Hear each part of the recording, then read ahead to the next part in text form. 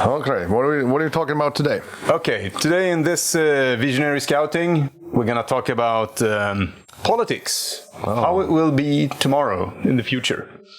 Well, everyone talks about that. Yeah, sort of. The future of politics. It's like this. Politicians next to lawyers have the worst reputation ever in the universe, I guess. Yeah. No one likes them for some reason. But this is not entirely true. Oh, really? No. Well, they vote for them, so I guess maybe not. However, there are quite a few examples of politicians being crooked, and there's probably even more that we never even hear or see anything about. And it ain't too popular to become a politician. I wouldn't want to be one because it's kind of a toxic environment being there, you know. Even if you do something good, someone will complain. Exactly. There's always going to be haters. So. Yeah, no smoke without fire. And the incitement to become a politician is like sort of a self-feeding fire. The toxic environment lures those that have reasons to keep it so. Yeah, maybe. And they pour more toxic stuff on the fire. It's like a vicious circle.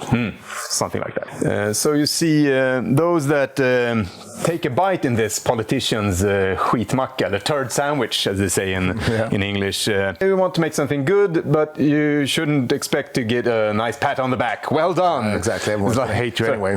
You handled that budget cut really well. I know my children won't be going to school the next year, but well, you probably did a good job anyway. Someone might be happy. I wonder if there is a budget cut where everyone is happy. Good job. So that's the disclaimer. It's not fun being a politician, at least in my mind.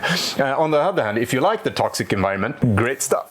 You surely should go into politics. You have concluded something with your visionary scouting. Well, first, I have my conclusion already, but I'll do my 3 examples first. All right. Because we're going to do a visionary scouting. We, the visionaries, look into the crystal ball by looking backwards in time.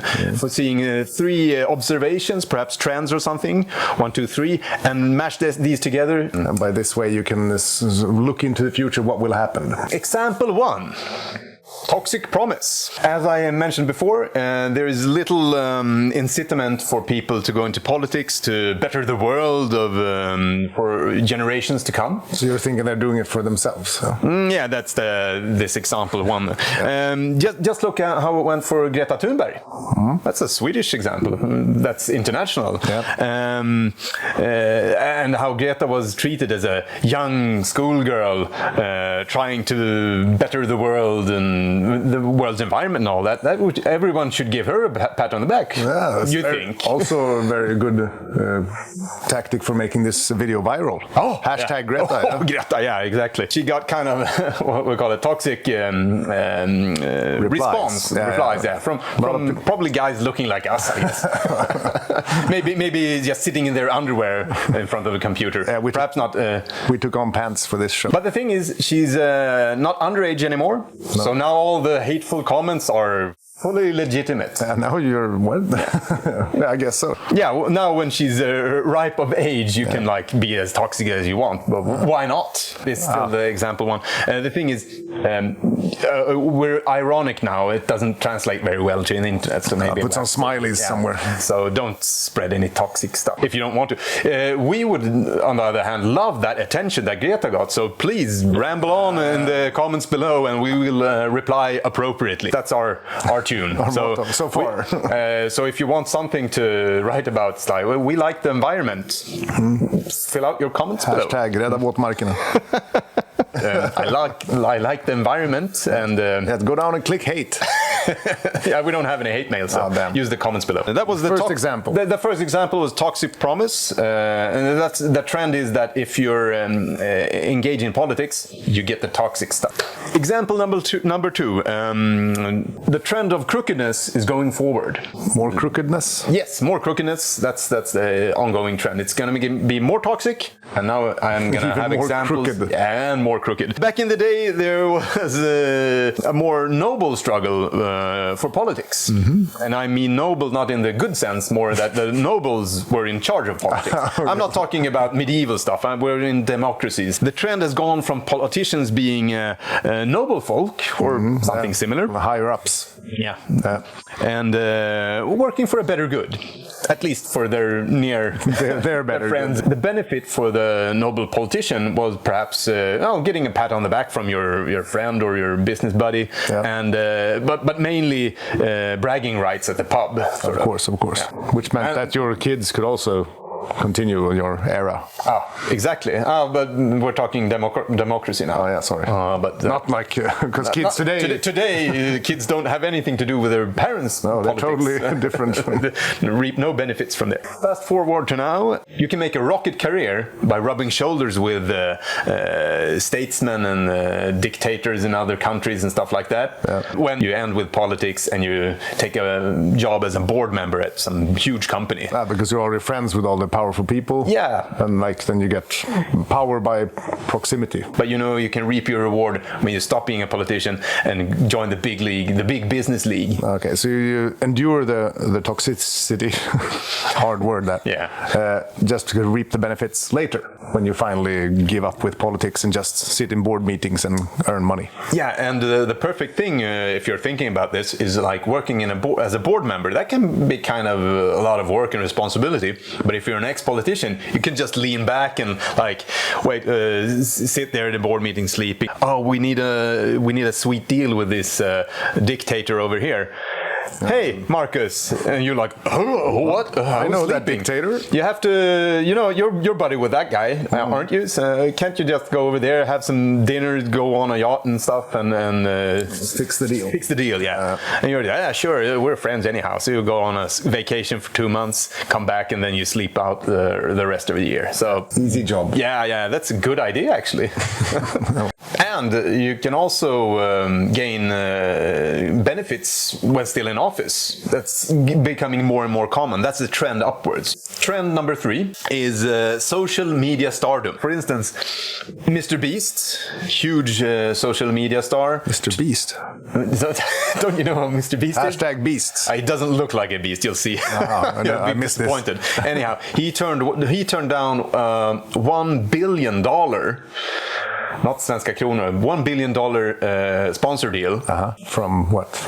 I don't know from what company, but for making it was commercials for them or what? Yeah, doing an episode for them. You're pretty rich if you say no to $1 billion.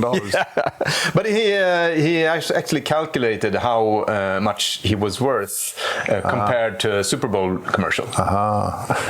Okay. So it was no. Why haven't I heard about this? It should have been like $10 billion. Anyhow, I don't know if he would have accepted it anyhow. It's clear that nowadays people are more prone to vote for social media people doing nothing actually. What we're doing. That's what you do. You're probably more prone to vote for us than to some politician. Lazy and incompetent YouTubers are more likable than any politician. The other YouTubers. Yeah, because we're honest people. We don't have to. We're not honest, but those that are successful are honest because they don't have to they can say no to $1 billion. Like, nah, if someone offered us $1 billion, we might have just take that deal. I'll sell some weapons. Weapons? Or oil. Or okay. But we don't have any weapons or oil. Well, I mean, I would make a commercial for it. Okay. Lazy and incompetent YouTubers sit on their asses and get deep emotional engagement from their viewers. That's true. When a YouTuber isn't interested of having a company telling them what to do. For instance, saying no to $1 billion from a company. It's like, I can trust this person doing doing others bidding. We have a conclusion.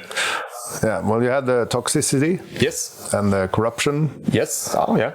And then the fame by social media. Yes. Those 3 trends, we mashed them together. No reasonable person will ever go into politics. Okay. Especially in the future when all these 3 trends are going upwards. So future politicians, if it's a politician, they're not going to be reasonable. No, they're not going to be honest. The people's votes can only go to the complete imbecile that is too daft to take a bribe, or can't even take a hint from a slick, we'll call it lobbyist. So the traditional politicians aren't going to get any more votes in the future, you're saying? The only people that will be able to get any votes to take office and be leaders are social media profiles.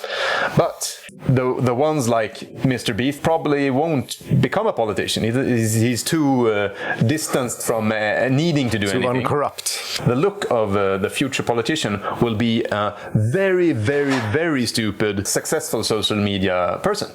So some guy in his basement playing LOL on Twitch would be like the next world leader.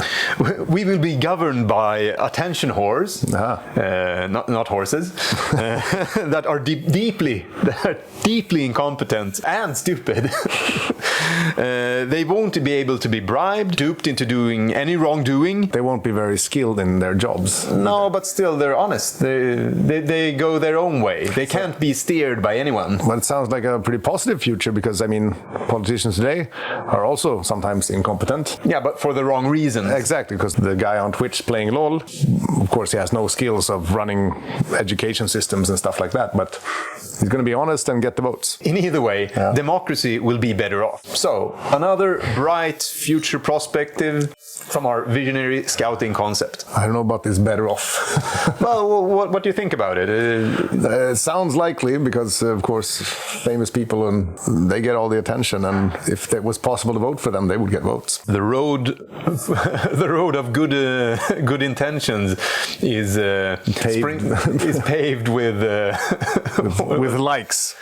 With likes and subscribe. Good there. But everyone has, everything is politics, so everyone has a political idea. Not the imbeciles that will take over. Well, they're clueless. If you call it politics, they will probably not even know that they're in office. One thing I was wondering about, are the looks going to change of the politicians? I mean, now they have posters and you're supposed to look like kind of handsome, or, you know, the leader, the father of the country, and etc. But in the future, the social media nerds, if they're going to be the rulers of the land, are they going to look in a certain way? Yeah, exactly. I think we can send that question out to the viewers here. Well, how do you think the future politician will look like when they are a social media imbecile? Is it all going to be neckbeards, or you never know? Probably. Well, fashion. Another visionary scouting to the end. Cheers. Skål.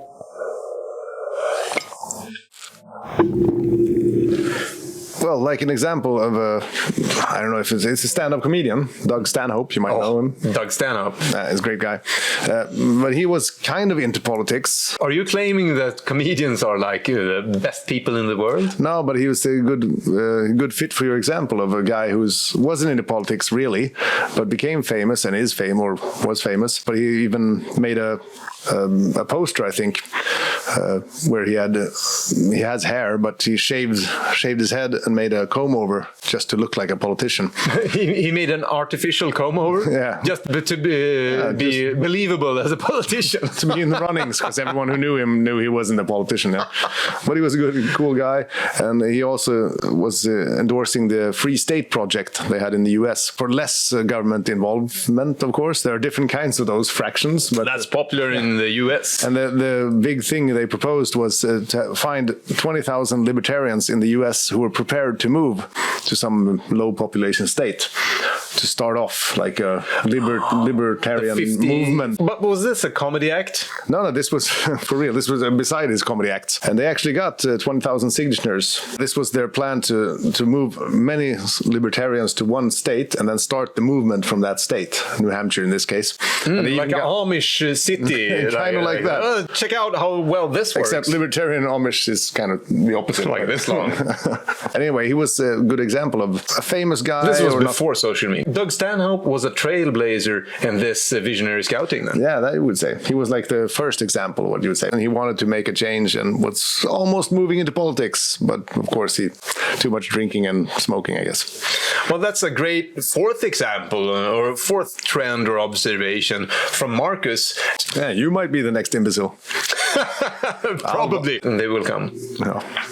Oh, an omen. This episode is over. Ren and Stimpy has gone to sleep.